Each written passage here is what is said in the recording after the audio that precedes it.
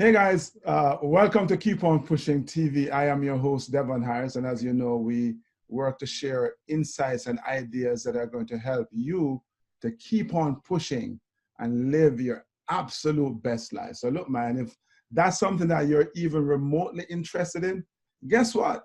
You're in the right place, man, and we have an amazing guest today that I think you're going to find a lot of value in, right? So I think he is one of the most accomplished person that you'll ever meet. So I'm not even sure where to start. Well, you know what? In my mind, he's a crazy guy because he speed ski. I mean, who does that? Well, obviously he does, right?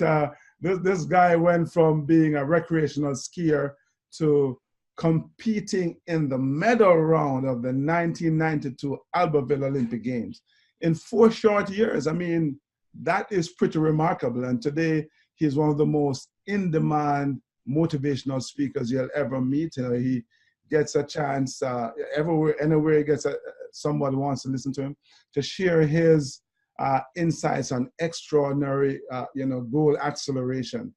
Talks to people about being resilient and, overcoming obstacles. And obviously, that's not from reading from a book. That's his life. Those are his experiences, right? He's an award-winning sales and marketing executive with the world's largest real estate investment firm. The guy is an award business owner. He has a master's in organizational management. He is inducted in the Hall of Fame. Actually, he's one of only 4 people or 4 persons on the entire planet inducted into both the Canadian and the USA Speakers Hall of Fame. Is an award with New York Times bestselling author, 7 books. And in his spare time, he finds time to lead or participate so far in 6 expeditions to the Himalayan mountains. So please, I'm so happy to have Vince Poscente on Keep On Pushing with us today. Welcome, Vince. Devon, it's a treat to be with you. Thanks for bringing me in your show. Yeah, man, it's great to have you. I have to tell you a story. I want to start with a story about you that you don't know. Okay. Go figure. So it's 1997, and I'm in Park City, racing and qualifying for the Nagano Games in Japan, 98, right? And I had intentions of becoming a motivational speaker after the Olympics. So the people I was working with, I was like, hey, after the games, I want to be a motivational speaker. So I'm in my room in Park City, and my agent at the time comes in my room, and he sticks a VHS into the VCR. So, obviously it's 100 years ago. It's old technology, right? Yeah. And on the screen is a motivational speaker, some guy called Vince Poscente, on a chair, mimicking the start of a speed ski race. And my agent goes, "Can you do that?" And I'm like, "Yeah, I could do that." And so I go to the Olympics, and I get back and I started speaking. So yeah, Vince, you've been part and parcel of my speaking career from the beginning. So that's great. Awesome. That's great. That's why we do this. Yes, indeed. So how did you yourself get started in speaking? Well, I remember moderating the Christmas play in kindergarten, and I was thinking, "Whoa, this is kind of fun." But anyway, I ended up being a valedictorian for our high school and speaking to, I think, 2,500 people. And I really, for some reason, how there's something burning inside you, think, I just got to do this. I just got to do this. Yeah. And it was not about the attention. It was about a sense of needing to contribute, to give people hope, to give them direction, to say, hey, grab it, make it happen. And then over time, from that speech and graduation speech to probably the Olympic Games, it always kind of stuck in the back of my mind. In fact, I saw a politician speak to 5,000 people in our province of Alberta. His name is Peter Lougheed, and he captivated the audience. And I went, "That's it. I want to be a politician." and then, boy, I dodged that bullet. But anyway, so I decided that maybe politics didn't have to be the venue to speak. And then when I was racing, I thought, hey, if I win this gold medal, you know, I could be a speaker. And it turned, I didn't win the gold. I mean, it wasn't even remotely possible, it seems, looking back, because I had, you know, people that have been racing since their whole life. So, you know, I ended up being ranked top 10 in the world, but in the finals in the Olympic Games, I placed 15th. And then it was 18 months after that, that I have a saying that a good idea won't go away. Yeah. And so the speaking thing kept popping up and popping up. So I eventually poked around, went to the National Speakers Association convention in Washington, D.C. in 1994, 2 years after I competed in the Olympic Games. And that was really the beginning of it, realizing how good professional speakers were. I mean, there's a lot of people that say, hey, I'd like to be a speaker. And maybe they're good at giving toasts at weddings. But I'm telling you, it's to be a professional speaker is a whole deal, as you know. Yeah, and I get that all the time as well. People go, "Oh, you're a speaker. How do I get into that?" Right? And it sounds like, oh, it's a hobby that they want to pick up. They don't recognize, you know, the level of expertise. And on that note, I mean, how do you find as an athlete, right? How do you find a correlation between your athletic career and your speaking in terms of, you know, preparation, the technical stuff, you know, working on your craft, you know, finding sponsors as a speaker, you know, finding as an athlete, finding clients. How does that, are there any correlation, and how does that experience, do you think, impact your other businesses as well? Right. Yeah. Well, you know, I look back over what got me from recreational skier to the Olympics in 4 years is the exact same formula that I used to get into the speaking business. And in a nutshell, it was 5 C's. It was clarify where you want to go, have that emotional connection. When I started, I was not very good. The second C is commitment. We all know what commitment is, because you can say, yeah, I'm in, and you put your money down or you give your word. But it isn't until you get into it, you realize the level of commitment necessary. So that didn't surprise me when I got into the speaking business. In fact, at that National Speakers Association convention, there was 2,000 people there. And one guy got on stage and he said, in this business, there's no competition. We can all do this. And I looked around and went, heck yeah, there's competition. Just look around. Yeah. And so to raise your level of commitment's necessary. Consistency is something I learned from sport. You know, a lot of athletes and people in business, for that matter, try to do what the competition's not doing. But I found that when you do what the competition's not willing to do, it's a game changer. And what I learned in sport, in order to compete for Canada or the United States or other countries for that matter, there's Olympic qualifying standards. And so in Canada, it's you have to be either top half or top 16 in the world. So I figured that I had to not do what the top 16 in the world were not doing. That's impossible. They've been racing since they're 4 or 5 years old, but I could do what they're not willing to do. Precisely. And so in the speaking business, did the same thing. I looked at the top speakers and what are they not willing to do? You do do that consistently, that's a game changer. Yeah. And then the 4th C is confidence. You know, if you're not confident in sport, you're not going to do, no matter what skill level you have. If you don't have that level of confidence, you know that, and if you stand on a platform, you got to have a whole bunch of confidence. Yeah. And the 5th C is control. And as an athlete or a speaker, I realized you can't control the environment. You can't control the audience. Or in sport, you can't control what you're stepping into, but you can control what you bring to that, meaning the routines prior to any race run. So those 5 C's really overlaid. And then I did the same thing in writing books. It ended up on the New York Times bestselling list for that reason. I mean, clarify, commit, consistency, confidence, and control. Yeah. And obviously it has worked. And the important point here, our lesson here, I think for all of us, is that these C's, these 5 C's aren't just a one-time thing. It's an ongoing thing, right? You clarify your vision, but that vision keeps you and pulls you and gets you to go. Commitment is not just, okay, I'm committing. You literally have to commit every single day to that vision that you have clarified. And as you do that consistently, obviously you raise your confidence level, and that allows you to control, as you say, what you bring to the table. So awesome. So Yeah. you know, I guess I have to ask you, man, are you an adrenaline junkie? I mean, I read that you hand glided, you skydived, you swum with the sharks. I mean, Yeah. you know, apart from the fact that you get a rush of adrenaline when you do these things, are there any other similarities? And again, I'm always curious about the lessons that we can take from our respective experiences and apply to other areas of life. Yeah, I guess Devon, the optics of it are, yeah, I'm a daredevil or an adrenaline junkie, but the truth is, what really drives me is if there's something that causes fear, I want to supersede that. There's no better feeling for me to supersede fear. And so it doesn't have to be a speed thing or an adrenaline thing.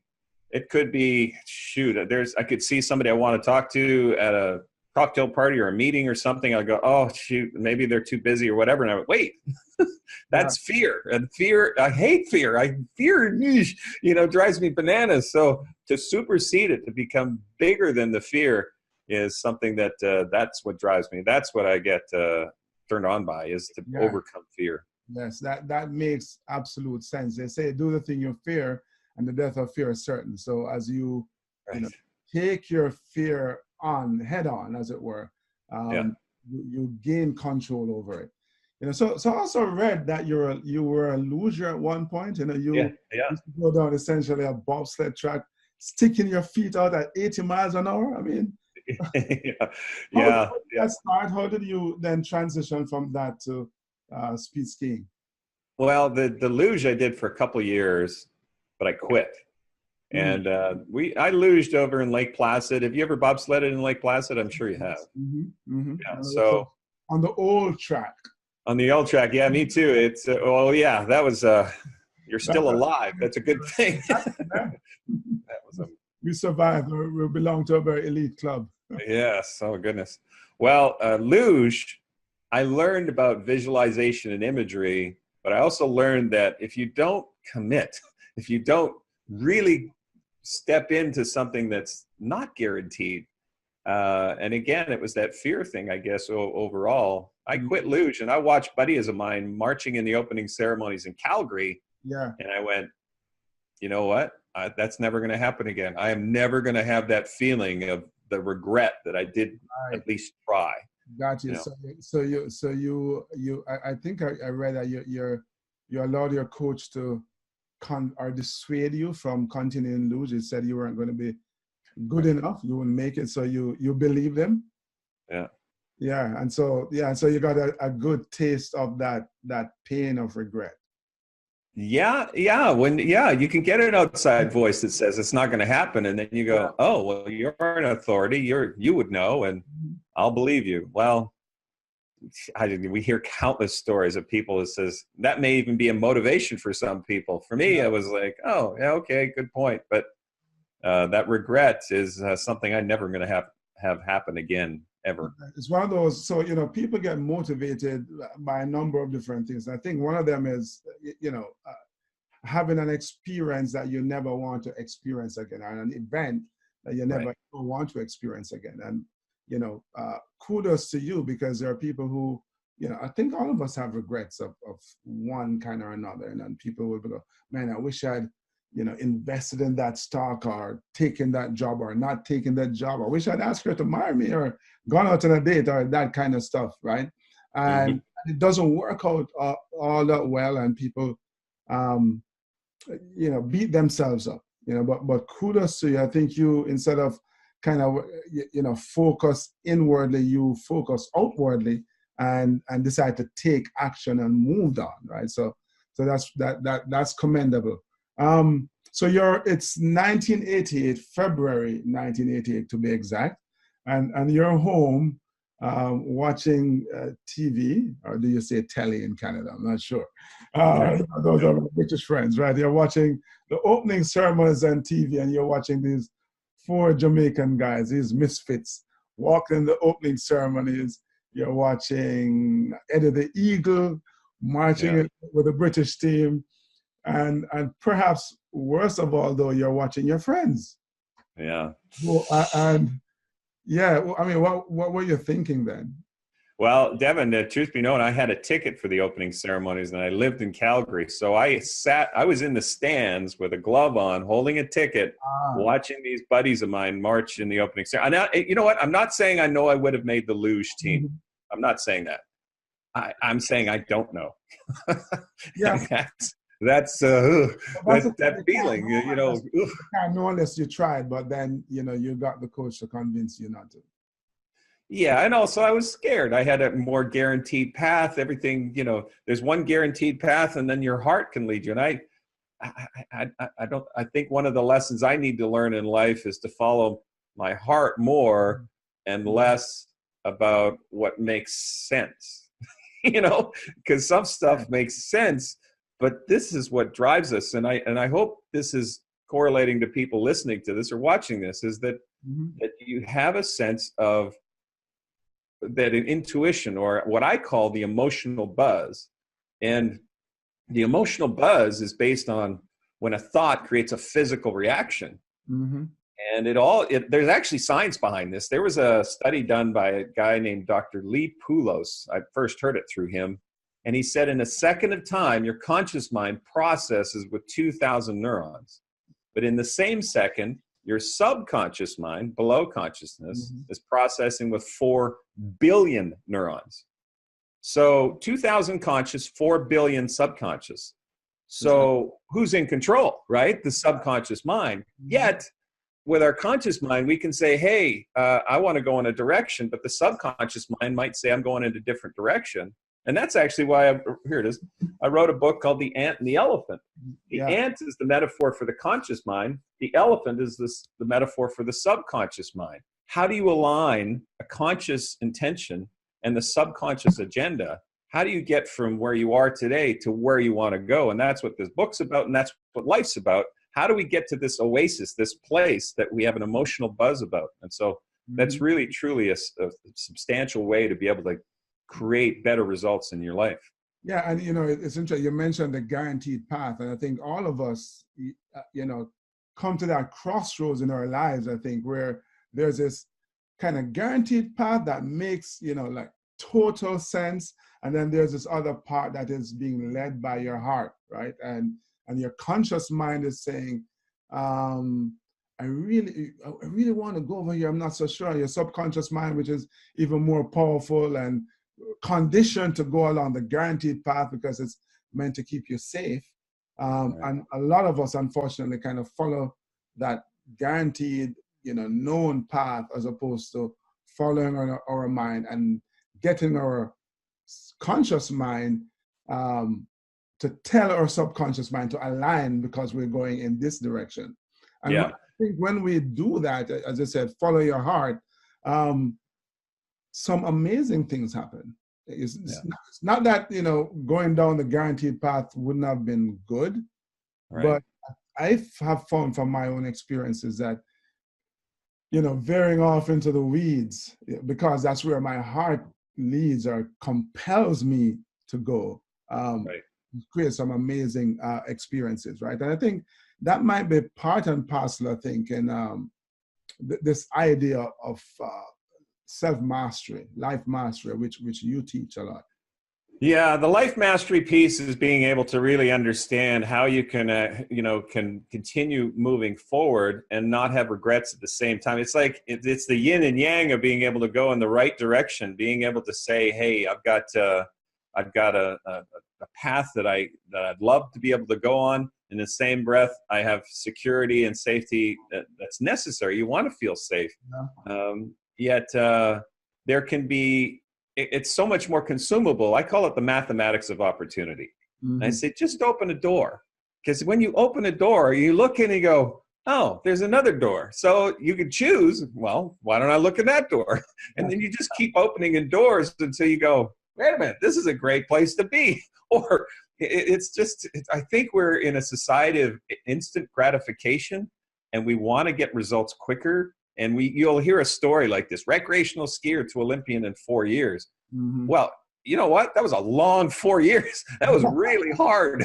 Yes. It was uphill the whole time, you know, and you pace yourself. I mean, it's life. I mean, either you just sit in the sofa and watch Netflix and binge until you run out of popcorn, or you get off the sofa and you say, what's on the other side of that door? Yeah. But you're absolutely right. So, you know, the yin and the yang, and you know, of, you know, kind of following our desires, or the direction that our heart is pulling us in or pushing us in, versus this kind of guaranteed path that we are all conditioned to follow, right? And you know, those are some of the similarities in our stories, because you go from, you know, having a successful real estate career to kind of dropping it to go chase, you know, this harebrained idea of being an Olympic skier in 4 years from, you know, so how did that, talk me through that, your kind of your thought process. I mean, it was a big risk. Why did you take it? How were you able to pull it off? You know, Devon, one story I don't really share that often because it complicates the elegance of a keynote. It was the opening ceremonies in Calgary where the sting of regret was most intense. Yes. But there's this notion that we make decisions like this blinding flash of brilliance, or this epiphany, this Hollywood version of, I know the direction I need to go, you know, and that it doesn't happen that way with the human condition. Big decisions take time. Mm-hmm. And so it was months after I actually ended up going to the Olympics in Seoul, and I was going to assist the Athletes Commission for the IOC.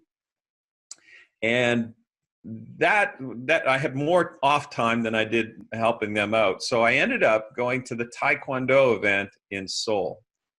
And the ticket lasted 8 hours. So I went when the doors opened and realized this was going to go all day. And so I'm sitting in a dark, remote part of this stadium, and there's not many people around.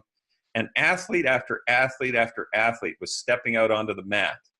And that was a time when Taekwondo was a demonstration sport. Mm-hmm. And I also knew in the back of my brain, speed skiing was a demonstration sport in the Olympics in Albertville in 3.5 years later. Yeah. And I just realized, you know what? You have to try. You have to engage. And you get to these moments of truth where you say, I must make a decision. And of course there was fear. It was so unrealistic to try and get to the Olympics. I'd never ski raced before. I knew nothing about ski racing. I was a recreational skier. And yet there was two things that really can help you when you make a decision like this. One was you just take a step and see what happens. Open that door, see what happens. The second piece is have fun. I'm not going to do this if this is not fun. I mean, that was one decision I made very early on at 26 years old. I'm not going to do this unless it's fun.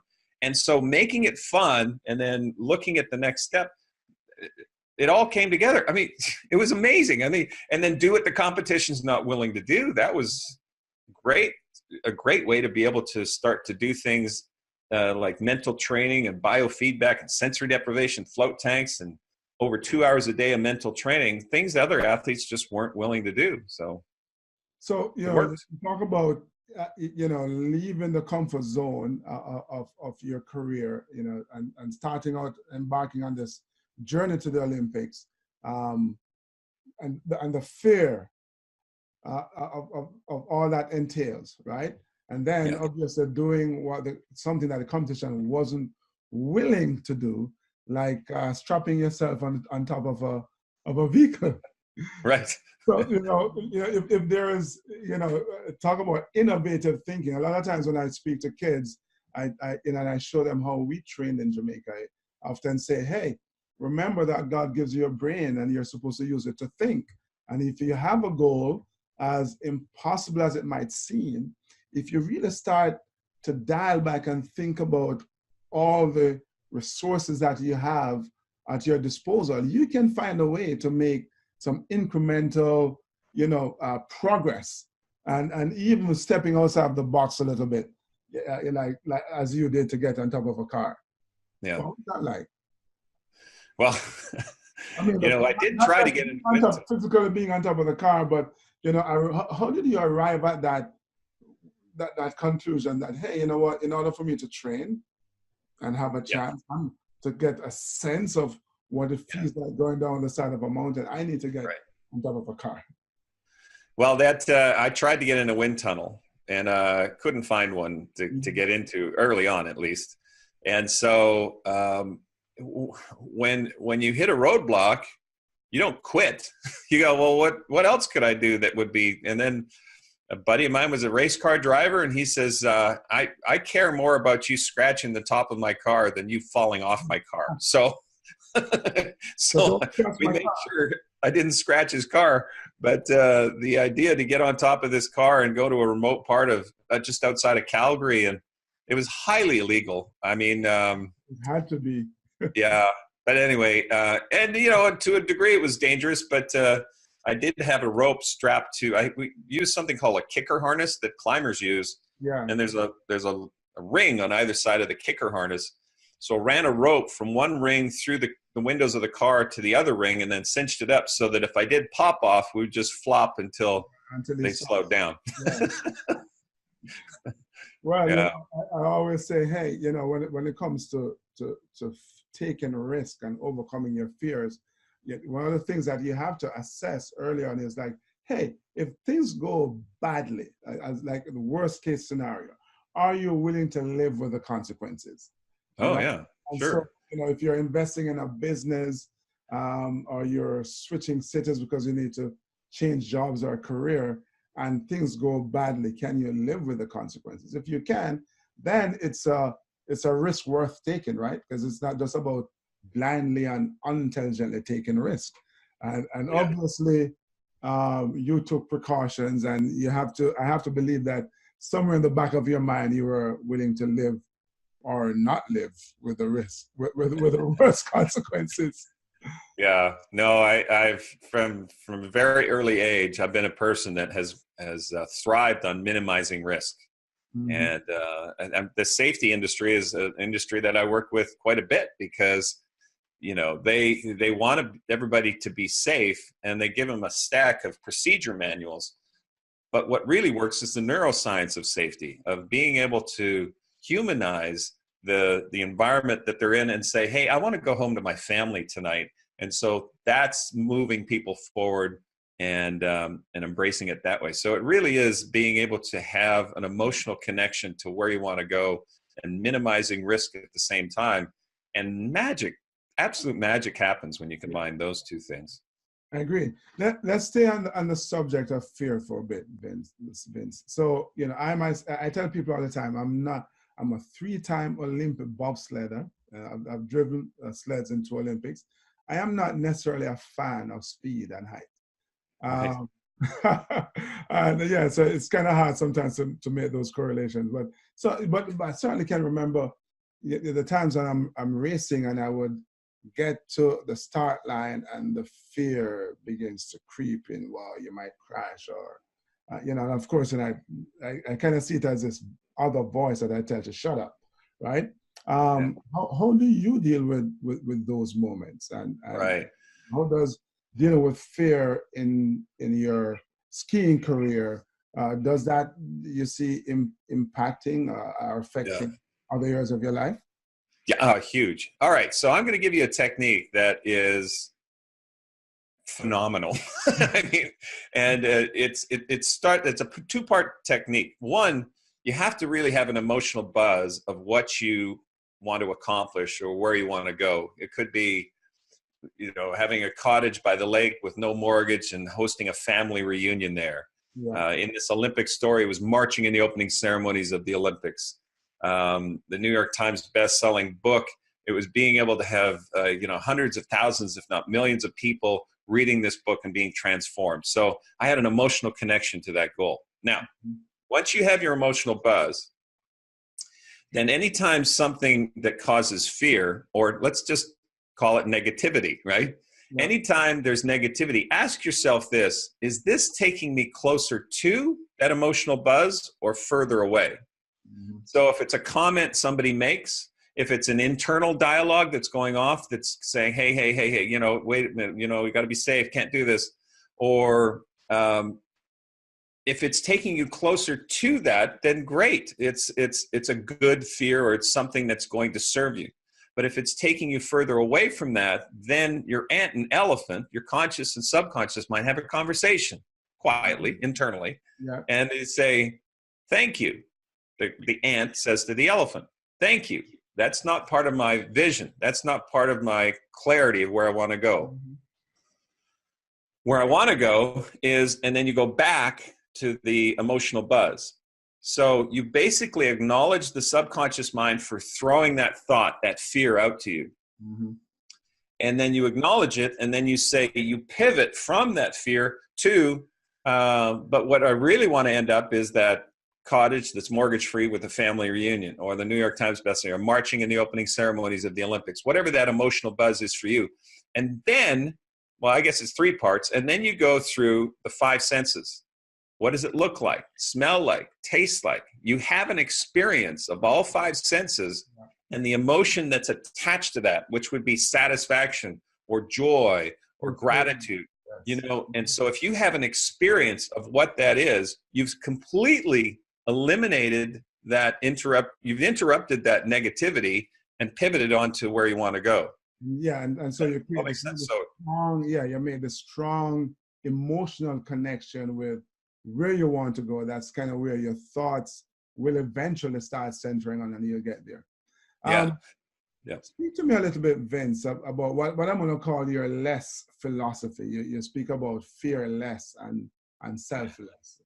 Speak to me about that a little bit. Well, okay, so that all came from after the Olympic Games and the speaking business and all that. Of course, I'm like anybody, I'm a curious guy. And in 2006, a guy invited me to climb a mountain in the Himalayas. And I said, I have never climbed a mountain. And he says, you know, it's a piece of cake. We'll do it together. Sure enough, it was, we climbed a mountain. We summited a mountain that's called Chakri Peak. It had never been climbed before. We touched the top of this mountain. And over time, I went back to the Himalayas and then back again. And I created something called the Hero's Climb, which is, there are 5 qualities of heroes. And I'm not talking about the iconic heroes that we all have, like Gandhi, or there's the celebrity heroes, let's say Sully, who landed a passenger jet in the Hudson River. Those are heroes as well. You could have sport heroes. You know, I'm a Canadian. Wayne Gretzky would be a sport hero. But what I'm talking about are everyday heroes. These are people that, by their example, elevate the rest of us. In fact, there's a saying, when the tide rises, all ships rise. All boats rise. Yeah, all boats rise. So to be able to be around people that elevate us through their character, these everyday heroes. And so I had people nominate their heroes so that we would go back to the Himalayas, climb a mountain that had no name, and name that mountain after the everyday hero. And so the 5 qualities are they're compassionate, selfless, fearless, humble, and persistent. And couldn't we all be more compassionate? Could we all be more selfless and have less fear? And to be more humble and then and persistent as well. Goodness gracious, that would be a phenomenal life lived. Indeed. If you had all those 5 characters. And imagine the number of people you would have impacted as well along the way. Yeah. So to live those character traits, I'm not calling myself a hero at all. In fact, I'm constantly looking for people to draw inspiration from. And we named a mountain after a guy named David Nash, who we call it Mash Mountain, and he broke his neck playing football in high school and went on to be, you know, an entrepreneur, a dad, a great husband. And I've met him a few times. He's a phenomenal individual, and his example is inspiring. We named another mountain after a young girl named Hannah France, and Hannah was adopted out of Korea. Kids were pulling out her hair. She had deformities on her hand. Her hands are deformed, but she went on to be a scholarly young lady. I mean, she's so inspirational. And then most recently, we named a mountain after a young man that has overcome leukemia. So we've been able. Oops, my phone's ringing. I got to turn this off. All right, that's okay. I'll leave it over there. Mm-hmm. No, so that's amazing. So we're wrapping up here. So you're charging down a mountain. You're heading down the side of a hill, and you're flying towards the speed trap. You're about 100 miles an hour. You're focused. You're trying to stay stable. You don't want to catch an edge, because if you do, you're going to end up like that guy in that promo for ABC Wild World of Sport. You're going to be experiencing the agony of defeat. Right. Remember that. Beside there, right? We all live in, and you wrote about the age of speed. So that's the world we live in today. You lived in the age of speed, going down the side of a mountain. We all are living today. Everything is moving faster than the speed of light today. How do we stay stable, Vince? How do we resist catching that edge? Yeah. Well, I think you can relate to this as a bobsled driver. The second you become overwhelmed by the speed is the second you lose control. And so the question is, how do you not become overwhelmed? And it has everything to do with being present and fearless at the same time. And being fearless, we're all going to have fear, but to just fear less as we move forward. And being present means you're not afraid of anything that happened in the past. You're not afraid of anything that will happen in the future. And so to have those two things happen at the same time means that you're going to be able to be happy now. I went through a period of time where I was just really not happy. I was, and I don't know if you experienced it after the Olympics. It's a bit of feeling lost. Yeah. And then I just made a decision to be happy now. Just now. Just right now. Be happy now. Be happy now. And that made such a massive, massive difference. And then we have to, today in the age of speed, we have to take more responsibility for technology. Meaning, you've got an iPhone. No, well, it interrupted me while I was on this interview with you, right? Frequent email interruptions reduce your IQ 2.5 times greater than the drop in IQ from smoking marijuana. I mean, you're better off buying a bong than buying an iPhone. And so, these interruptions, if we allow it to interrupt us, then we're not taking that stewardship for our time. And that's another piece. It's just a process, right? You just got to keep seeing, how can I make this better? How can I make this better? How can I make that better? So you'll get there. Yeah, no, it's amazing and it's enlightening. It's been, such an honor, man, to be hanging out with you, my fellow Olympian from Albertville, 1992. Yes. A guy who I looked at and go, yeah, I could do that. I'm not going to stand on a chair on stage, but, I drew inspiration from you. People ask me all the time, hey, so who inspires you? And it's everybody. I try to draw inspiration and knowledge from everybody. And so it's such an honor to have you here on Keep On Pushing, because again, I think you've been able to share some insights and some ideas that are going to help, our listeners get to the next level in their lives. So Vince. I hope we all do that. I hope we can help each other. Indeed. And so I'm only a phone call away if you ever need a bobsled, and not to go down a ski run. That's not going to happen. I'll tell you that now, but perhaps anything else. It's all good. Devon, you're a good man, and thanks for putting on this podcast. It's good work, and you're making a difference one podcast at a time. So thank you for doing that.